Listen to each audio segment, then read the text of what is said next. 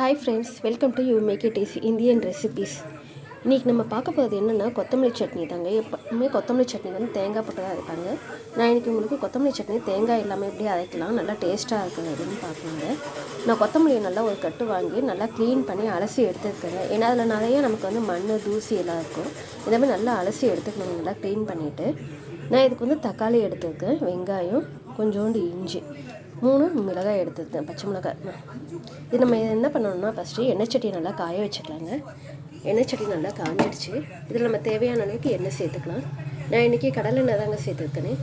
கடலெண்ணெய் செய்யும்போது நல்லா வாசனையாக இருக்கும், உடம்புக்கு ரொம்ப நல்லதுங்க. எண்ணெய் கொஞ்சம் சூடாகட்டும். சூடானதுக்கப்புறமா நம்ம அதில் இஞ்சி, பச்சை மிளகாய் ரெண்டுத்தையும் போட்டு நல்லா வதக்கிக்கலாம்.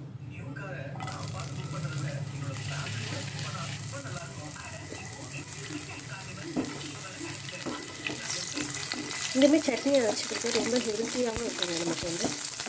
ஏன்னா சில பேர் வந்து தேங்காய் சட்னிலாம் சாப்பிட மாட்டாங்க. தேங்காய் இல்லாமல் எப்படி அரைக்கலாங்க தாங்க இந்த வீடியோவில் நான் சொல்கிறது உங்களுக்கு. இந்த சட்னியை தேங்காய் இல்லாமல் ரொம்ப டேஸ்ட்டாக இருக்கும் அரைச்சாரு.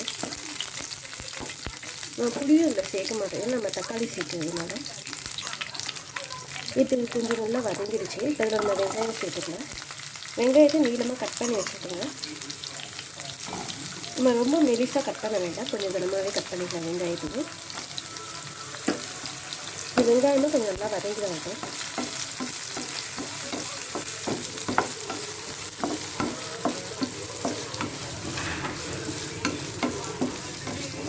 ரொம்ப வதக்க வேண்டாங்க.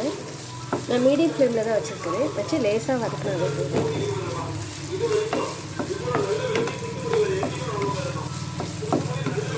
இந்த வெங்காயத்தோட நம்ம கலர் மாறினாவே போதும். இந்த கண்ணாடி மாதிரி வந்துடுச்சு பார்த்தீங்களா வெங்காயம், இந்த அளவுக்கு நம்ம வதக்கினா போதும். இப்போ இதில் நம்ம வந்து தக்காளி சேர்த்துக்கலாம். நீங்கள் காரம் அதிகமாக சாப்பிட்ற மாதிரி இருந்தால் நீங்கள் மிளகா கொஞ்சம் எக்ஸ்ட்ராவே சேர்த்துக்கலாங்க.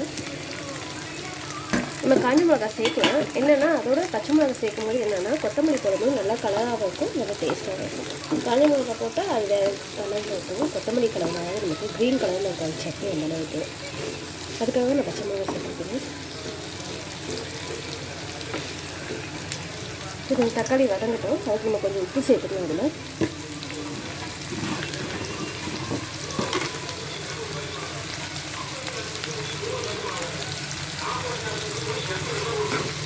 உப்பு சேர்க்கும் போது சீக்கிரமாகவே தக்காளி நல்லா வதங்கி வந்துடும்.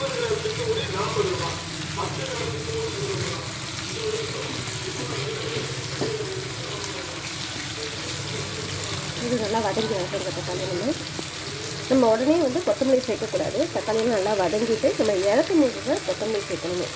அப்போ தான் கொத்தமல்லி வந்து நமக்கு கசப்பு இல்லாமல் இருக்கும். இல்லைனாச்சும் ரொம்ப நேரம் நம்ம வதக்கிட்டா என்ன ஆகும்னா கொத்தமல்லி வந்து சிறு கசப்பு எடுக்கும். இப்போ நான் இதில் வந்து கொஞ்சோண்டு பெருங்காயம் சேர்த்துக்கலாங்க.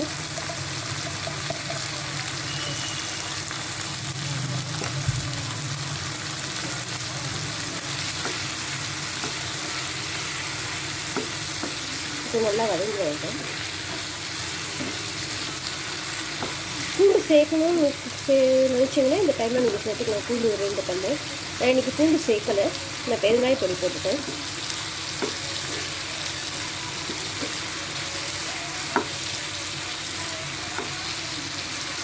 தக்காளி நல்லா வெந்து வரட்டும். அப்படியே தக்காளி இந்த அளவுக்கு நல்லா வதங்கி வந்துடுச்சுங்க. இப்போ நம்ம இதில் வந்து கொத்தமல்லி சேர்த்துக்கலாம். இதில் நம்ம கொத்தமல்லிக்கு பதில் புதினாவும் சேர்த்துக்கலாம், அதுவும் நல்லா டேஸ்ட்டாக இருக்கும். இல்லை கொத்தமல்லி புதினா ரெண்டுமே கூட சேர்த்துக்கலாம். இந்த சட்னி சாப்பிடும்போது அந்த கொத்தமல்லியோட வாசனையும் நல்லா இருக்கும். நம்ம கொத்தமல்லி போட்டு ரொம்ப நேரம் ஸ்டவ் ஆன்லேயே வச்சு வதக்க வேண்டாங்க. லேசாக வதக்கிட்டு ஸ்டவ் ஆஃப் பண்ணிடலாம். கொத்தமல்லியோட சூப்லேயே நல்லா வதங்கிடும். நம்ம 2 பேக்கெட் ஆக்கிட்டால் போதும். இந்த அளவுக்கு நம்ம இப்போ ஸ்டவ் ஆஃப் பண்ணிடலாம். இந்த சூப்லேயே கொஞ்சம் கொத்தமல்லி நல்லா வெந்து வந்துடும். இப்போ ஸ்டவ் ஆஃப் பண்ணிவிட்டேன் நான்.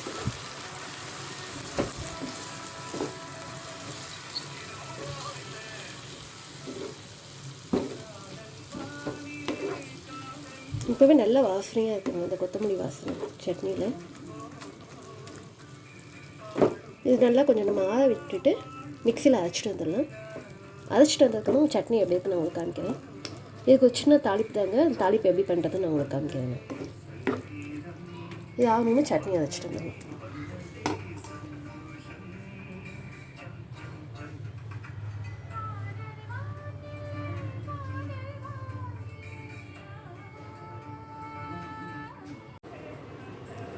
நம்ம நல்லா காஞ்சிடுச்சுங்க. இப்போ நம்ம எண்ணெய் சேர்த்துக்கலாம் தாளிப்புக்கு.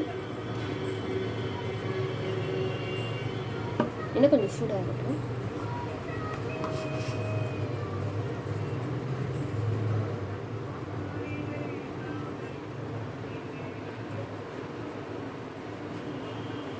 இப்போ நம்ம கடுகு சேர்த்துக்கலாம்.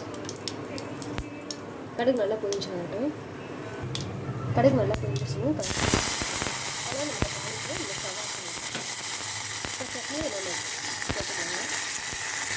சட்னி நம்ம அரைச்சிட்டு வந்துட்டோங்க. இப்போ தாளிப்பு நம்ம சேர்த்துக்கலாம். நம்ம மிக்சியே அலசி ஊற்றிக்கலாங்க. அந்த தண்ணியே நமக்கு போதும் சட்னிக்கு. எக்ஸ்ட்ரா எதுவும் சேர்க்க தேவையில்லை. இப்போ நம்ம இது மேலே தாளிப்பு சேர்த்துக்கலாம். நமக்கு இன்றைக்கி கொத்தமல்லி சட்னி தேங்காய் இல்லாமல் எப்படி செய்யுது நம்ம இந்த வீடியோவில் பார்த்தோங்க. இந்த மாதிரி சட்னி நீங்கள் வீட்டில் செஞ்சு கொடுங்க. எல்லோரும் சாப்பிடுவாங்க. உடம்புக்கு அவ்வளோ நல்லதுங்க. இட்லி தோசைக்கு நல்லா இருக்கும் இந்த சட்னி. எங்களுக்கு இன்றைக்கி சண்டேக்கு கொத்தமல்லி சட்னி தோசை தாங்க காலையில் பிரேக்ஃபாஸ்ட்டு. உங்கள் வீட்டில் என்ன டிஃபனுங்கிறது எனக்கு கமெண்ட் பாக்ஸ் சொல்லுங்க. இந்த வீடியோ உங்களுக்கு பிடிச்சிருந்துச்சுன்னா லைக் பண்ணுங்கள், ஷேர் பண்ணுங்கள், கமெண்ட் பண்ணுங்கள், சப்ஸ்கிரைப் பண்ணுங்கள். தேங்க்யூ. பாய் பாய். நம்ம வேறு ஒரு வீடியோவில் பார்க்கலாம்.